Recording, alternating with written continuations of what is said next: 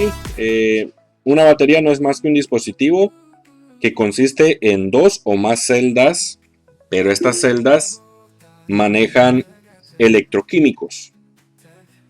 Esa es la forma en que almacenan la energía.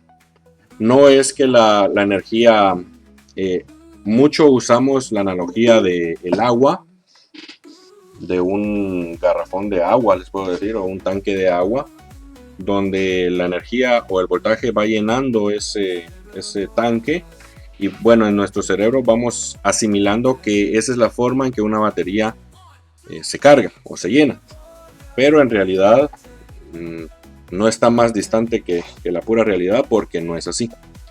Un alumno me hizo en vivo, una de las clases en vivo de presenciales, me hizo la pregunta de ¿qué sucede cuando un electrón llega a su cometido? Nosotros tenemos, esto lo vamos a ver un poco más adelante en componentes básicos, pero les voy a hacer por ahí un adelanto. Un electrón, su finalidad, en el sentido convencional, su finalidad es llegar a Tierra, completar su ciclo. Por ahí hacen la analogía de que los electrones son comparados como a los muchachos, y la Tierra es comparada, o el GND es comparada como a las chicas, y pues los muchachos quieren llegar donde están las chicas. Entonces, me hace esta pregunta, cuando le hacemos esta analogía, me hace esta pregunta y me dice, profe, ¿y qué sucede cuando el electrón logra su cometido? Cuando llega a Tierra, ¿se muere o qué sucede? Entonces le digo yo, es muy buena pregunta, porque en realidad todo en el universo está hecho de energía, de átomos, de electrones, de protones. Entonces, nada en el universo muere, solo se transforma.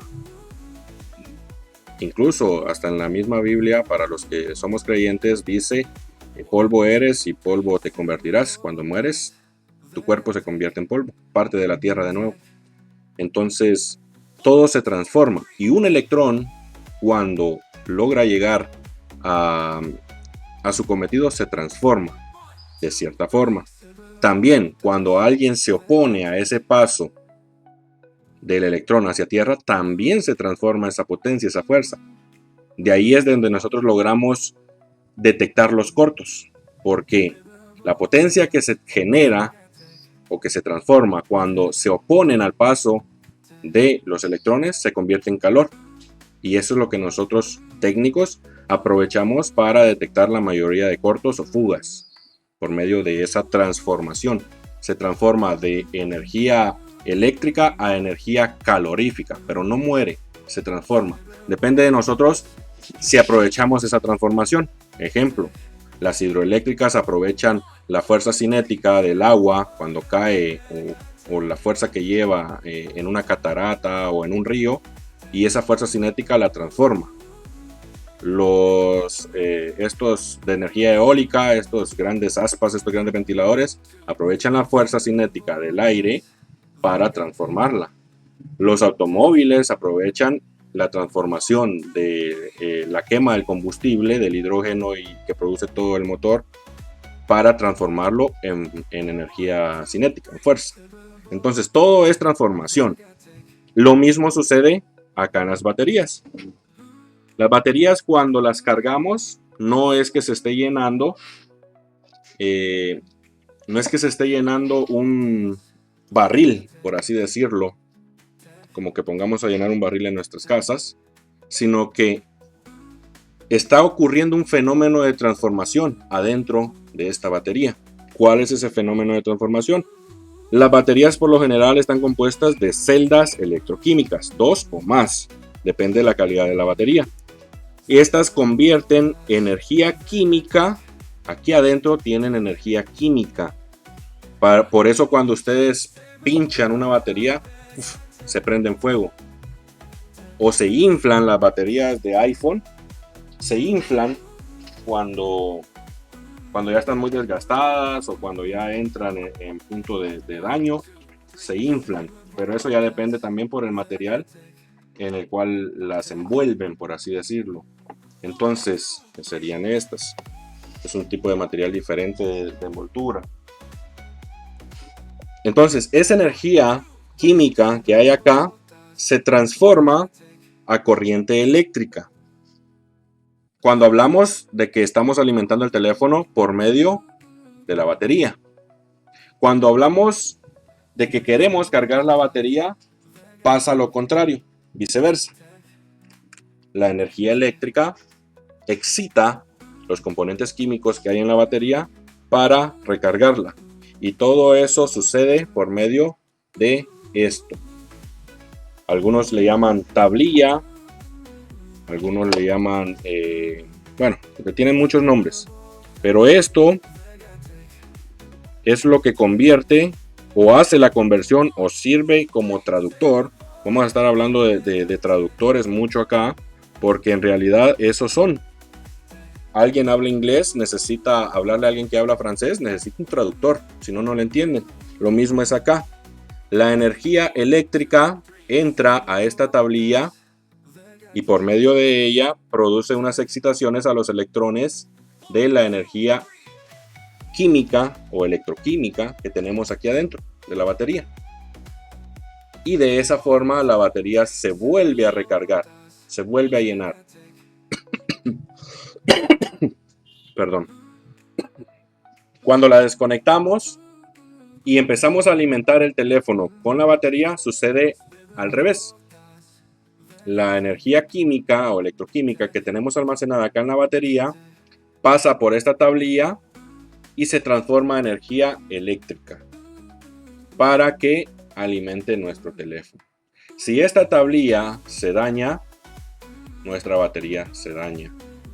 Si nuestra batería se daña, se infla, se pincha, aunque la tablilla esté buena, no va a haber energía electroquímica que transformar para convertirla a eléctrica.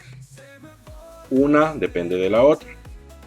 Tanto la energía química que está dentro la necesitamos, así como la tablilla. Los tres tipos más comunes que se han usado y se siguen usando en telefonía celular. Los tres tipos de baterías más comunes. El primer tipo es un tipo de batería que en telefonía celular ya no lo ocupamos mucho. En telefonía celular ya no lo ocupamos mucho, que es este tipo de batería que estaba compuesto de níquel y cadmio. Recuerden que una batería tiene componentes químicos aquí adentro. Y estos, el níquel y el cadmio, son componentes químicos. Por eso es de que se muestra o se usaban, estas baterías se hacían de ese componente, níquel y cadmio. Estas fueron las primeras baterías que utilizaron los fabricantes en telefonía móvil. Los primeros, los StarTAC y todos esos teléfonos que empezaron a salir de moda, utilizaban este tipo de batería. Este tipo de batería tenían algo que se llamaba efecto de memoria.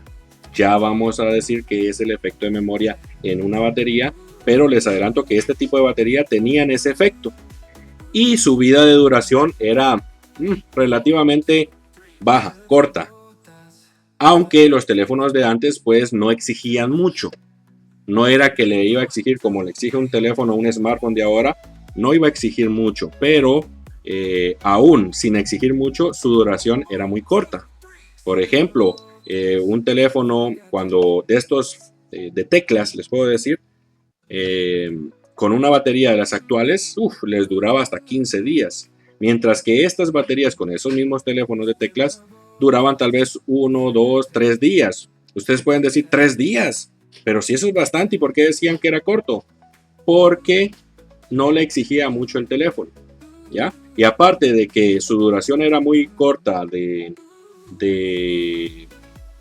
carga, les puedo decir, su vida útil, o sea que se dañaban más rápido, era muy corta su vida útil, se dañaban más rápido.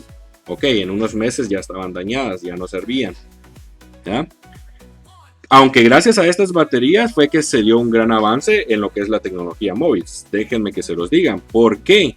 Porque no se acostumbraba a que un dispositivo fuera eso, móvil, sino que se acostumbraba a que un dispositivo de comunicación estuviera atado a un cable, como lo eran los teléfonos.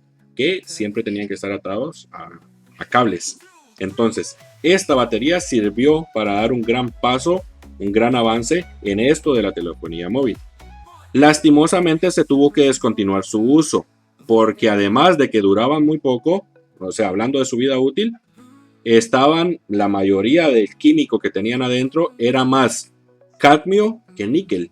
Y el cadmio, aparte de ser contaminante, era muy tóxico, demasiado tóxico, que si ustedes, así como se nos pinchan ahora las baterías, se les pinchaba una batería de esos, por eso es de que descontinuaron este tipo de baterías.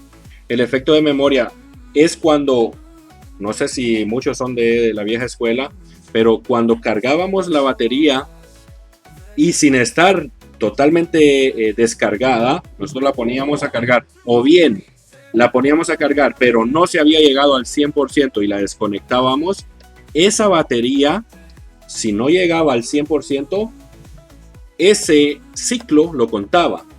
Es decir, si ustedes tenían una batería que no estaba descargada completamente, y ustedes la ponían a cargar, ella la tomaba como un ciclo. Sea que ustedes la pusieron a cargar 2%, 3%, era un ciclo. Y estas baterías tenían un límite de vida de ciclos. Hagan de cuenta que como las impresoras, los que más o menos están familiarizados con impresoras, saben que traen un límite de impresiones. Así ustedes impriman una hoja completamente llena de imágenes, o así solo la impriman con una hoja, con una imagen pequeñita, la impresora ya les cuenta esa hoja como una impresión, como un ciclo se puede decir acá en las baterías. Aunque ustedes solo le pongan una letra A la hoja y la imprimen, la impresora se las toma como una hoja impresa y la va descontando de su contador de impresiones. Y cuando llegue a un límite de impresiones, esa impresora se va a pausar, va a dejar de imprimir. Lo mismo sucedía con estas baterías. Estas baterías tenían esos contadores, ese efecto de memoria, de que si ustedes desde que lo conectaban al cargador ya les había detectado un ciclo, y si ustedes al minuto lo desconectaban ya era un ciclo menos. Ese era el efecto de memoria que se tenía en estas baterías, y como pueden ver se desaprovechaban mucho los ciclos. Entonces de esta manera pues llegaban a presentar problemas inesperados, como el típico mensaje de que ya estaba cargado al 100% el teléfono, pero cuando ustedes lo desconectaban al minuto, ¡pum!, se les apagaba. O viceversa, les marcaba un 100% y cuando miraban ya les marcaba un 30, un 20 o un 0.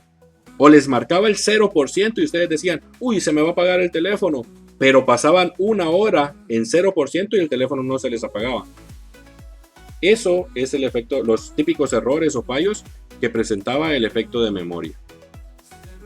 Recuerdan que dijimos que esta de níquel de cadmio la descontinuaron por ser tóxica y porque duraba muy poco, y quien la vino a reemplazar fue esta, la batería de níquel siempre, pero cambiaron el cadmio por el metal de hidruro. Eso es lo que significa MH, metal de hidruro. Prácticamente es lo mismo, solo que evolucionaron y cambiaron el cadmio por el metal de hidruro. Entonces, al menos siempre era contaminante, pero era un poco menos contaminante que el cadmio. Y seguía teniendo la desventaja del efecto de memoria. Su vida útil siempre seguía siendo corta. Luego de que estas ya pasaron a descontinuarse, llegó la tercera generación, que hasta el momento la seguimos utilizando. ¿Quién es la tercera generación? Las baterías de litio o polímeros de iones de litio. Eso significa Li-ion, polímeros de iones de litio.